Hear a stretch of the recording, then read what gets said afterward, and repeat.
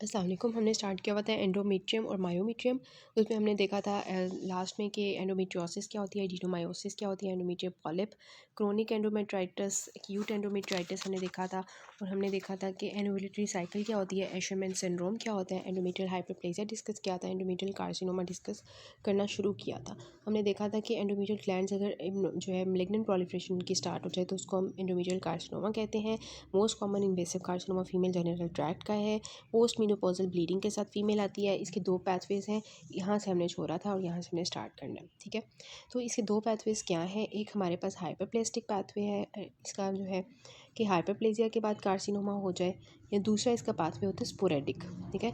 Sporadic के means की कोई फैमिली हिस्ट्री नहीं है और न्यू हमारे पास स्टार्ट हुआ है, ठीक है। अब 75% केसेस में यही होता है कि हाइपरप्लेजिया एंडोमेट्रियम का पहले से हो और उसकी वजह से कार्सिनोमा डेवलप हो जाए।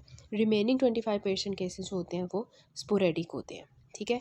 जो हाइपरप्लेजिया वाला कैंसर होता है ना, वो हमने हाइपरप्लेजिया में भी देखा था कि वो पोस्ट मीनोपॉजल वुमेन में होता है, ठीक है। लेकिन ये 60 ईयर्स में होता है, ठीक है, 60 ईयर्स तक होता है। जबकि जो हमारा स्पोरेडिक वाला पैथवे है उसमें क्या होता है, 70 ईयर्स की फीमेल्स, मोस्टली 70 ईयर्स, मतलब थोड़ा सा लेट होके हुआ है, ठीक है। अच्छा, उसके बाद ये जो हाइपरप्लेजिया वाला होता है, इसकी जो टाइप होती है वो एंडोमेट्रॉइड टाइप होती है, ठीक है। मतलब कि एंडोमेट्रॉइड टाइप होता है ये, मींस इसकी जो पेरेंट्स होती है ना, वो हमें एंडोमेट्रियम की तरह ही लग रही होती है। जबकि जो स्पोरेडिक पाथवे वाला जो होता है ये सीरस होता है। S for sporadic, S for serous, ठीक है, इस तरह से याद करें, सीरस होता है, ठीक है। अब इसमें से जो खतरनाक वाला आपको लग रहा होगा ना, वो कौन सा होगा, जो कि हमारे पास स्पोरेडिक वाला है, ठीक है। स्पोरेडिक वाला ज़्यादा ख़तरनाक होगा। और जो स्पोरेडिक वाला होता है ना, ये ज़्यादा ख़तरनाक होता है। और इसमें कौन सी म्यूटेशन आती है, P53 की म्यूटेशन आती है स्पोरेडिक वाले में, ठीक है। P53 की म्यूटेशन आती है, इसमें पेपिले मिलते हैं आपको, ठीक है। आपने ऐसे याद रखना है, स्पोरेडिक वाले को ज़रा याद करने वाली कोशिश है कि स्पोरेडिक है, एस फॉर स्पोरेडिक, ठीक है। इसको ऐसे याद रखना है, S for sporadic, S for serious components इसमें मिलेंगे आपको, ठीक है। एंड पी फॉर, इसके अंदर जो पी है इट मीन्स इसके अंदर आपको पिपिले मिलेंगे, ठीक है। और पी फॉर समोमा बॉडीज़ मिलती हैं आपको, ठीक है, समोमा बॉडीज़ मिलती हैं। ये आपने जहाँ भी अभी तक पैथो में आपने अगर पैथो ज़्यादा पढ़ लिया ना, तो आपको ये समझ आ रही होगी कि जो भी सीरस है ना और जो भी पिल्ले हैं उनके साथ आपको समोमा बॉडीज़ मिल रही हैं, ठीक है, ऑलमोस्ट ऑलमोस्ट। अच्छा, उसके बाद जो है जैसे थायराइड में हमने देखा था पेपिलरी कैंसर था, उसमें आई थिंक समोमा बॉडीज़ थी इस तरह से ना। ओवरियन में हमने देखा था पेपिले थे तो समोमा बॉडीज़ थी इस तरह से। तो पी इस तरह से आपने रखना है, P53 की म्यूटेशन है, पेपिले हैं, समोमा बॉडीज़ हैं, S for sporadic, S for serous, ठीक है। एस और पी जो साथ साथ हैं और ये सब कुछ, ठीक है। अच्छा, अब जो सेमोमा बॉडीज़ होती हैं वो आपको कहाँ कहाँ मिलती हैं, papillary carcinoma of the thyroid में भी मिल रही है, मीजोथीलियोमा लंग में भी मिलती हैं, मिनेंजियोमा में भी मिलती हैं, ठीक है, और यहाँ पे भी आपको मिल रही हैं। तो यही यहाँ पे लिखा हुआ है कि हाइपरप्लास्टिक पाथवे में जो 75% केसेस होते हैं, दो पाथवेज होते हैं, हाइपरप्लास्टिक और, ठीक है, स्पोरेडिक। हाइपरप्लेजिया पाथवे है 75% केसेस में होता है और इसमें एंडोमेट्रियल हाइपरप्लेजिया होता है। इसका जो रिस्क फैक्टर होता है वो क्या होता है, वही होता है जो हाइपरप्लेजिया वाला है, जो ऊपर हमने एंडोमेट्रियल हाइपरप्लेजिया, वही इसका रिस्क फैक्टर है, oestrogen exposure. Early menarche, late menopause, nulliparity के किसी कोई ऐसी फीमेल है उसकी कोई प्रेगनेंसी ही नहीं हुई, और आपको पता है प्रेगनेंसी में जो है वो क्या होता है, वो ओवुलेशन रुक जाती है ना, तो उसकी वजह से ईस्ट्रोजन का एक्सपोजर कम हो जाता है। ईस्ट्रोजन का एक्सपोजर कम होगा, अल्टीमेटली हाइपरप्लेजिया का और कैंसर का रिस्क कम होगा। इस वजह से जिन औरतों के ज़्यादा बच्चे होते हैं उनको ये एंडोमेट्रियल हाइपरप्लेजिया, ब्रेस्ट कैंसर, इस तरह की चीज़ें बीमारियाँ कम होती हैं, ठीक है। उसके बाद इनफर्टिलिटी, ठीक है, पेशेंट जो इनफर्टिलिटी के साथ ऑब्वियसली आएगी विद इनओवुलेटरी साइकिल्स, ठीक है। और उसकी सॉरी इनकी वजह से हमारे पास कैंसर डेवलप हो सकता है। In anovulatory cycles means there is no menstruation, sorry there is no any cycle, ठीक है, और ओबेसिटी, ठीक है। उसके बाद आता है हमारे पास कि हिस्टोलॉजी जो होती है हाइपरप्लेजिया वाली, उसमें एंडोमेट्रॉइड टाइप होती है, नॉर्मल एंडोमेट्रियल लाइक होती है, इस वजह से इतनी खतरनाक नहीं है। लेकिन स्पोरेडिक पाथवे में देखें जो कभी कभार ही होती है, 25% केसेस में 70 ईयर्स में जाके होती है, तो इसमें एट्रोफिक एंडोमेट्रियम होती है, ठीक है। एट्रोफी हुई थी सारी, एंडोमेट्रियम बिल्कुल एट्रोफी हो गई होती है। बूढ़ी औरतों में वैसे ही 70 ईयर्स में जाके वैसे ही वो एट्रोफी हो गई होगी ऑब्वियसली। हिस्टोलॉजी में हमें सीरस मिलता है, वही S for serous, papillary structures मिलते हैं, समोमा बॉडीज़ मिलती हैं, P53 की म्यूटेशंस मिलती हैं, और ये ग्रेसिव बिहेवियर शो करता है। ये सारा हमने फेल लिया, हमने मेहनत से याद कर लिया। ठीक हो गया। उसके बाद ना हमारे पास आता है, this is actually the uterus having the endometrial carcinoma, ये डेवलप हुआ हुआ है इसमें, ठीक है। और this is a serious type of cancer, जिसमें आपको नज़र आ रहा होगा दीज आर द पेपिल्ले जो बने हुए हैं। और पेपिल्लों में क्या है, अब ना पेपिल्ले जो हमारे होते हैं ना, ये फाइब्रोवैस्कुलर कोर के साथ हो भी सकते हैं, नहीं भी हो सकते, ठीक है। अब यहाँ पे जो पेपिल्ले हैं उनका फाइब्रोवैस्कुलर कोर है, ठीक है। और ये आपको यहाँ पे करके ना सिमोमा बॉडी ये वाली नज़र आ रही है, दिस इज़ अ सिमोमा बॉडी। तो ये सीरियस टाइप ऑफ कैंसर है एंडोमेट्रियम का। अच्छा, उसके बाद आता है लियोमायोमा।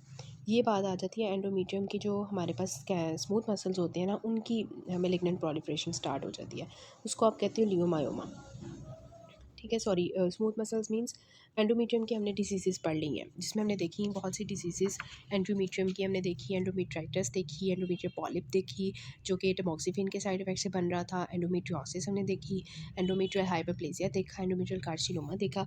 अब हमने मायोमेट्रियम की डिजीज़ पढ़नी है। मायोमेट्रियम मीन्स जिसमें हमारी स्मूथ मसल्स हैं, अगर उनकी प्रोलिफरेशन शुरू हो जाए फीमेल्स के अंदर, बिनाइन होती है, वैसे ओमा से आपको समझ आ रहा है बिनाइन है, तो ये हमारे पास होगा लियोमायोमा ऑफ द मायोमेट्रियम, ठीक है। ये एस्ट्रोजन एक्सपोजर की वजह से होता है, प्री मीनोपॉजल वुमेन में ज़्यादा कॉमन होता है ये, ठीक है। आपने याद रखना है प्री मीनोपॉजल वुमेन में, ठीक है।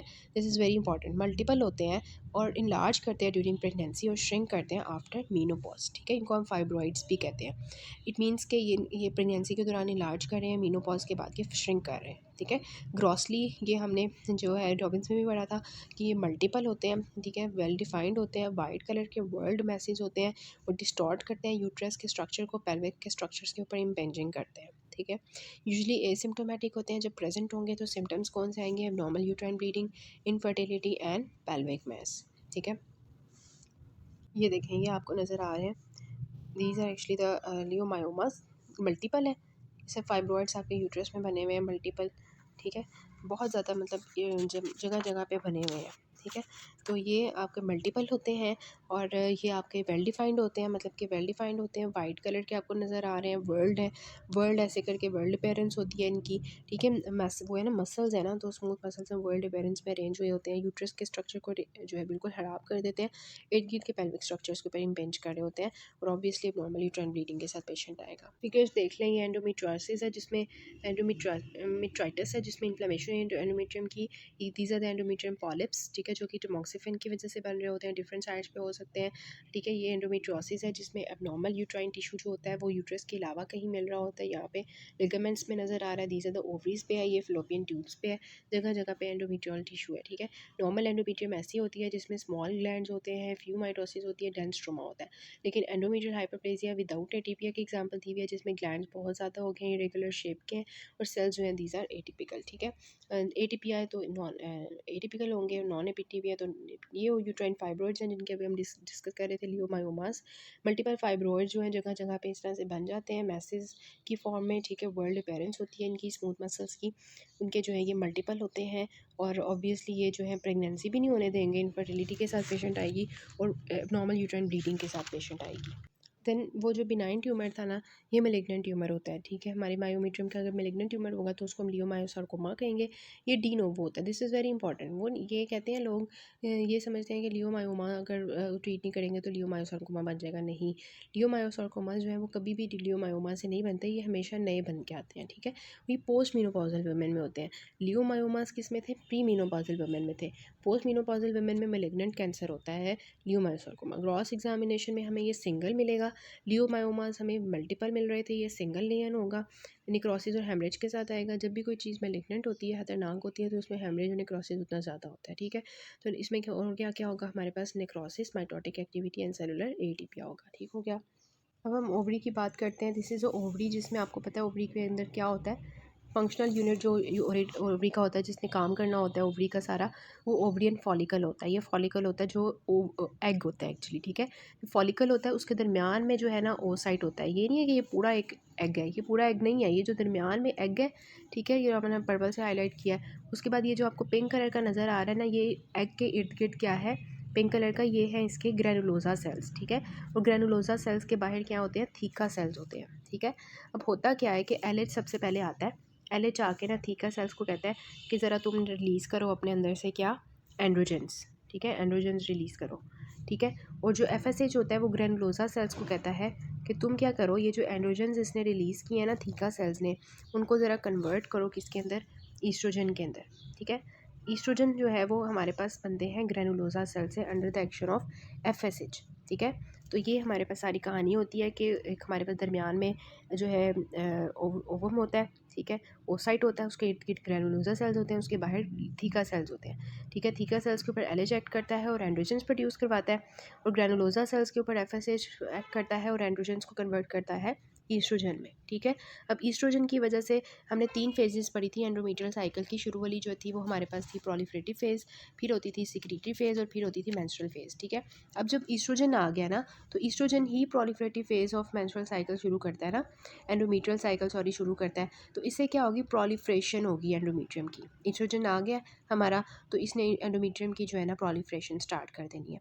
फिर क्या होता है कि ईस्ट्रोजन ही हमारे पास जो है ना इंड्यूस करवाता है LH सर्ज। ठीक है, LH सर्ज आती है। LH सर्ज जैसे ही आती है, तो आपको पता है LH सर्ज जैसे ही आती है तो ये जो ओवम होता है ना, इसकी ओवोल्यूशन हो जाती है। मीन्स अब ये ओवरी से बाहर आएगा, फॉलिकल्स के फैलोपियन ट्यूब से यूट्रस की तरफ जाएगा, और फिर हमारी जो है ना जैसे ही LH सर्ज आती है ना, उसकी वजह से क्या होता है कि आपको पता है पीछे कॉर्पस ल्यूटियम रह जाता है और वो प्रोजेस्टेरॉन रिलीज़ करना शुरू कर देता है। जब प्रोजेस्टेरॉन रिलीज़ होना शुरू हो जाएगा, तो वो जो प्रोलिफरेटिव फेज़ थी ना ईस्ट्रोजन की, वो कन्वर्ट हो जाएगी सेक्रीटरी फेज़ में, और एंडोमेट्रियम जो है वो हमारे पास डेवलप होना शुरू हो जाएगी फॉर द इम्प्लांटेशन। ठीक है, ये सारी कहानी होती है सिंपली। अब होता क्या है कि जो बाकी रह जाता है हमारे पास कॉर्पस ल्यूटियम। ठीक है, वो हमारे पास प्रोजेस्टेरॉन रिलीज़ करता है, सेक्रेटरी फेस हमारे पास करवाता है ताकि प्रेगनेंसी के लिए प्रिपेयर किया जाए। ठीक है, अगर तो हमारे पास कॉर्पस ल्यूटियम के अंदर कोई हेमरेज होना शुरू हो जाता है, ठीक है, हेमरेज होना शुरू हो जाता है, तो उसकी वजह से हेमोरेजिक कॉर्पस ल्यूटियम बन जाता है ड्यूरिंग अर्ली प्रेगनेंसी। ठीक है, और अगर हमारे जो है ये फॉलिकल्स हैं वो डीजनरेट होना शुरू हो जाए, तो उसकी वजह से मल्टीपल फॉलिकुलर सिस्ट बनना शुरू हो जाते हैं, जो कि वुमेन में ज़्यादा वुमेन के अंदर कॉमन होते हैं, बहुत ज़्यादा कॉमन होते हैं। ठीक है, तो ये जो लिखा हुआ है ना शुरू में, सॉरी, ये जो ओवरी का बेसिक प्रिंसिपल सारे लिखे हुए हैं ना, ये मैंने आपको बता दी है, आपने रीड कर लेने हैं। उसके बाद आती है पॉलीसिस्टिक ओवरियन सिंड्रोम। अब इसकी कहानी देखें, बड़ी मज़े की है कि मैंने आपको बताया कि दरमियान में ओवरी ओव्यूल होता है ना, हमारे पास ओ साइट होता है। ठीक है, उसके बाहर कौन से सेल्स थे, ग्रेनुलोसा सेल्स थे। ठीक है, और उसके बाहर कौन से सेल्स थे, थीका सेल्स थे। ठीक है, यही मैंने आपको बताया था ना, और मैंने आपको बताया था कि थीका सेल्स के ऊपर जो है वो LH एक्ट करता है, और LH में से प्रोड्यूस होता है एंड्रोजन्स। ठीक है, और ग्रेनुलोसा सेल्स के ऊपर क्या होता है, FSH एक्ट करता है, और FSH प्रोड्यूस करता है ईस्ट्रोजन्स। ईस्ट्रोजन्स क्या करते हैं, वो हमारे पास LH सर्ज लेके आते हैं और फिर वो सब कुछ करते हैं। अब FSH आपको पता है, FSH हमारे फॉलिकल की डेवलपमेंट भी कर रहा होता है। FSH is responsible for the follicular development. ठीक है, और अगर ये नहीं होगा तो फिर फॉलिकुलर की डेवलपमेंट नहीं होगी। ठीक है, तो ये बात होती है। अब होता क्या है पॉलीसिस्टिक ओवरियन डिजीज़ में, कि जो LH होता है ना वो बहुत ज़्यादा हो जाता है। ठीक है, बहुत ज़्यादा होता है, जिसकी वजह से वो बहुत ज़्यादा एंड्रोजन्स रिलीज़ कर रहा होता है। जब बॉडी में बहुत ज़्यादा एंड्रोजन्स हो जाते हैं ना, तो एंड्रोजन्स बहुत ज़्यादा हो गए हैं, उसकी वजह से हिर्सुटिज़म स्टार्ट हो जाएगा, और ये एंड्रोजन्स जो होते हैं ये हमारे कन्वर्ट होते हैं ईस्ट्रोजन्स में। ठीक है, ईस्ट्रोजन्स में कन्वर्ट होंगे, ईस्ट्रोजन का लेवल बॉडी में बहुत ज़्यादा हो जाएगा, एंड्रोजन्स भी बहुत ज़्यादा हो गए हैं, LH भी बहुत ज़्यादा है। ईस्ट्रोजन जो होता है ना, ये नेगेटिव फीडबैक भेजता है हमारे हाइपोथैलेमस को कि मैं बहुत ज़्यादा हो गया हूँ, FSH को कम करो। उसने मुझे ग्रेनुलोसा सेल से और ज़्यादा प्रोड्यूस करना शुरू कर देना है, मैं ऑलरेडी पीछे से बहुत ज़्यादा प्रोड्यूस हो रहा हूँ। ठीक है, ईस्ट्रोजन ये दरअसल हमारे जो एडिपोज टिश्यूज़ होते हैं वहाँ से एंड्रोजन से ईस्ट्रोजन में कन्वर्ट हो रहे होते हैं। ठीक है, तो FSH कम हो जाता है, फिर FSH कहता है चलो मैं नहीं रिलीज़ होता। अब FSH नहीं होगा तो हमारे फॉलिकल की डेवलपमेंट कैसे होगी, फॉलिकल की डेवलप नहीं होगी तो हमारी ओवरी के अंदर वो फॉलिकल जो है वो रप्चर होकर सिस्ट की फॉर्म में बैठ जाएंगे, क्योंकि वो डेवलपमेंट तो उनकी हो नहीं रही। तो सारी प्रॉब्लम किसने क्रिएट की हुई है, यहाँ पर प्रॉब्लम क्रिएट की हुई है इस LH ने। LH ज़्यादा हुआ, उसने एंड्रोजन ज़्यादा किया, एंड्रोजन ने ईस्ट्रोजन ज़्यादा किया, ईस्ट्रोजन ज़्यादा हुआ, उसने नेगेटिव फीडबैक भेज के FSH को कम करवा दिया, FSH कम हुए, फॉलिकल डेवलप ही नहीं हुआ, फॉलिकल डेवलप ही नहीं हो रहा तो वो सिस्ट की फॉर्म में ओवरी में बैठ जाएंगे। सिंपल सी कहानी है इसकी। मल्टीपल ओवरियन सिस्ट हमें मिल रहे होंगे हार्मोनल इम्बैलेंस की वजह से। क्यों, LH बहुत ज़्यादा है, FSH है नहीं है। ठीक है, इंक्रीज LH क्या कर रहा था, एंड्रोजन्स बना रहा था, एंड्रोजन्स क्या करवा रहे हैं, हिर्सुटिज्म करवा रहे हैं। एंड्रोजन्स क्या करते हैं, एडिपोज टिश्यू में जाके एस्ट्रोजन में कन्वर्ट करते हैं, एस्ट्रोजन FSH को कम कर देते हैं, इसकी वजह से फॉलिकल्स डीजनरेट होना शुरू हो जाते हैं सिस्ट की फॉर्म में, और एंड्रोजन्स क्या करते हैं, ये ईस्ट्रोजन्स क्या करते हैं, एंडोमेट्रियल कार्सिनोमा का भी रिस्क ज़्यादा कर देते हैं। क्लिनिकल प्रेजेंटेशन क्या होती है, ज़्यादातर बूढ़ी जो है ओबीज़ यंग वुमेन होती हैं, बूढ़ी नहीं, मोटी मोटी सी जो है ना यंग वुमेन होती हैं, इनफर्टिलिटी के साथ आती हैं, कहती हैं हमारी ओलिगोमेन्योरिया हो रहा है, हमारी साइकिल नहीं चल रही, मेंस्ट्रुअल साइकिल, हिरसूटिज्म हो रहा है, बाल आ रहे हैं मुंह पे जगह जगह पर, इंसुलिन रेजिस्टेंस क्रिएट हो जाती है, इनको डेवलपमेंट ऑफ टाइप 2 डायबिटीज़ भी हो जाती है 10 से 15 साल के बाद, ठीक है, अगर इसको ट्रीट नहीं किया जाता। So this was the story of the polycystic ovarian syndrome, ठीक है। ये आपको पूरा एक ओवरियन दिखाया हुआ है, दिस इज़ जो है ओसाइट है, इर्द गिर्द ये ग्रेनुलोसा सेल्स हैं, बाहर थीका सेल्स हैं, ये एक्चुअली इसका फ्लूइड होता है, अंदर एंट्रम फ्लूइड होता है, तो ये था।